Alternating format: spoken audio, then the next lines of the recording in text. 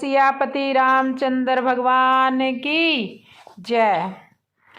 केवट ने कहा रघुराई से, उतराई ना लूँगा हे भगवन। केवट ने कहा रघुराई से, उतराई ना लूँगा हे भगवन। केवट ने कहा रघुराई से, उतराई ना लूँगा हे भगवन।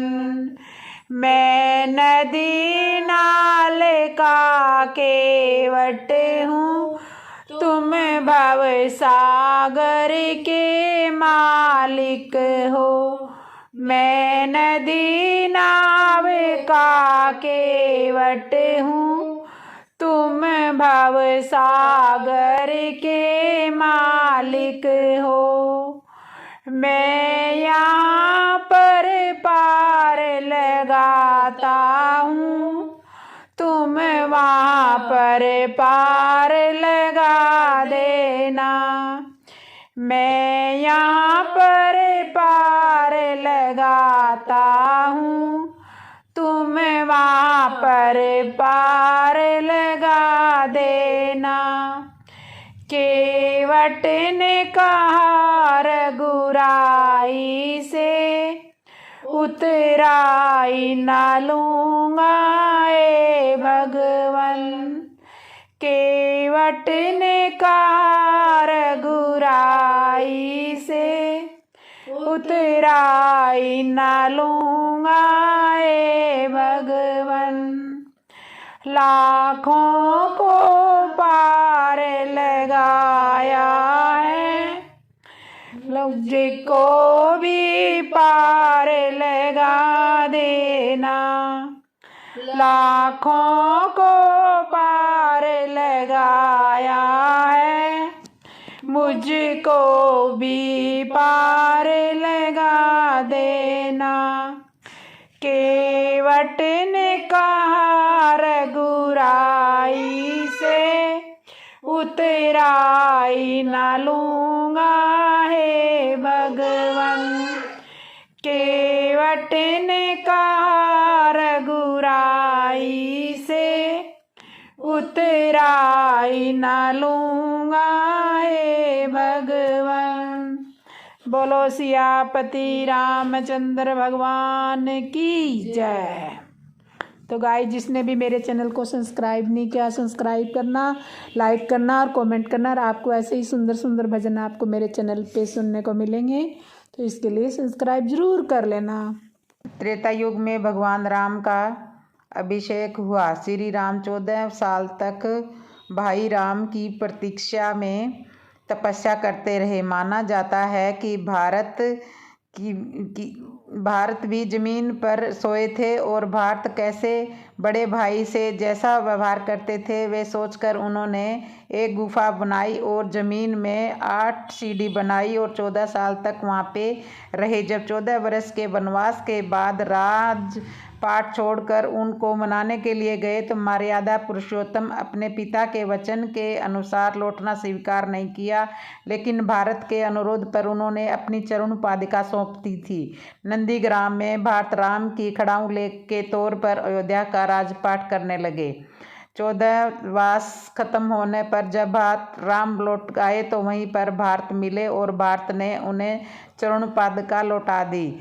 प्रभु अयोध्या लौट चुके हैं, तो हो सका पर पहुँचे तो भारत राम कुंड प्रभु राम के आने की खुशी में पूरी तरह से सजा हुआ था। तभी कार्तिक जी भी वहाँ भारत कुंड में स्नान कर रहा हुआ दिखाई दिया और उन्होंने अयोध्या राम मंदिर में, जो कि अयोध्या राम मंदिर में मौजूद था। इसके बाद रहस्यमय तरीके से वह गायब फिर से हो गया, तो उसे दिव्य चमत्कार कहा जाए। हमारे पूर्वज इसी भारत कुंड में ही निवास और प्रभु भारत को अपना एक दिन रात्रि के समय में उनको श्री राम ने उनको सपन में कहा था कि एक दिव्य चरण पादुका रखी है भारत कुंड में, उसे ले जाकर अयोध्या में नवनिर्मित मंदिर में रखना और सिंहासन संभाले। जब हमारी आंखें खुली तो वे स्वप्न अनुसार को मानते हुए उन्होंने चरण पादुका को अपने सिर पर उठा रखा था और अयोध्या के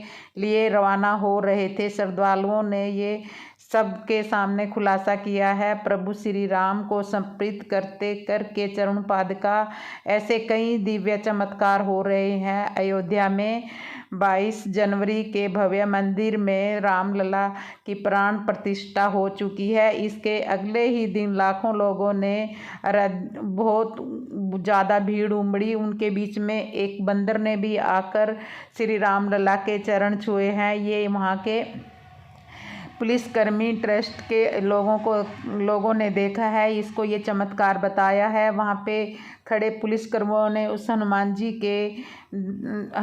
के बंदर को शाम को 5 बजे के करीब 3 लाख लोगों के बीच में से भी रामलला के दर्शन करने के लिए आए हैं। तो इस कतार में खड़े हुए लोगों के बीच से भी एक बंदर ने आकर श्री रामलला के दर्शन किए। तो ये भी एक चमत्कार माना गया है। एक बंदर दक्षिण दिशा से आया और गर्भ गुफा के अंदर प्रवेश करता है और इस पुलिसकर्मी भागे कि कहीं मूर्ति को ना गिरा दे, फिर भी वो रामलला के दर्शन करके और उत्तरी दरवाजे से बिना किसी को कष्ट पहुंचाए शांत भाव से वो बाहर चला गया। ये भी पूर्व दिशा की ओर गया और ये सभी दर्शनार्थियों ने देखा है और इसके बाद वो वहाँ से अंतर्ध्यान हो गया। ऐसी वैसी बहुत सारी घटनाएं अयोध्या में हो रही है। तो इसी तरह और भी काफ़ी सारे जानवर, सांप वगैरह काफ़ी चीज़ें निकल रही हैं जो मूर्ति के दर्शन करती है और वहाँ से फिर शांत स्वभाव से वापस चली जाती है। तो ये सब महसूस किया है। मशहूर मूर्ति बनाने वाले कर्नाटक के अरुण योगीराज ने भी इसको चमत्कार बताया है। तो वो बता रहे हैं कि जब भी मैं मूर्ति बनाता था तो शाम के 4 और 5 बजे के बीच में बंदर सेना आती थी और मूर्ति को आगे पीछे से चारों तरफ से देखती थी और शांत स्वभाव से वापस चली जाती थी। तो ये मेरे को भी ऐसे महसूस हुआ कि ये भी भगवान का कोई चमत्कार है, जिसमें कि वो मंदिर की मूर्ति बनाने वाले कलाकार के पास वो बंदर आते हैं, मूर्ति का दर्शन करते हैं और चले जाते हैं। ये उन्होंने एक टीवी के इंटरव्यू पे बताया है अरुण योगीराज ने। तो ये भी उनके लिए चमत्कार है। उन्होंने ये भी बताया कि ये मूर्ति मैंने नहीं बनाई।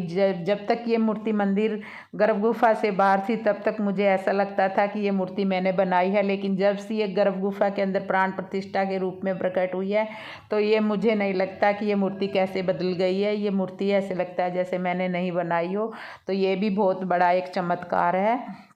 ऐसे ही खूब सारे चमत्कार हैं जो कि आपको मेरे चैनल पे देखने को मिलेंगे और आप ऐसे सुंदर सुंदर कहानियाँ, ऐसी रामलला की, जी महाराज की, माता रानी की कहानियाँ सब मेरे चैनल पर सुन सकते हो। बहुत ज़्यादा चमत्कार अयोध्या में हो रहे हैं। तो जय श्री राम बोलो।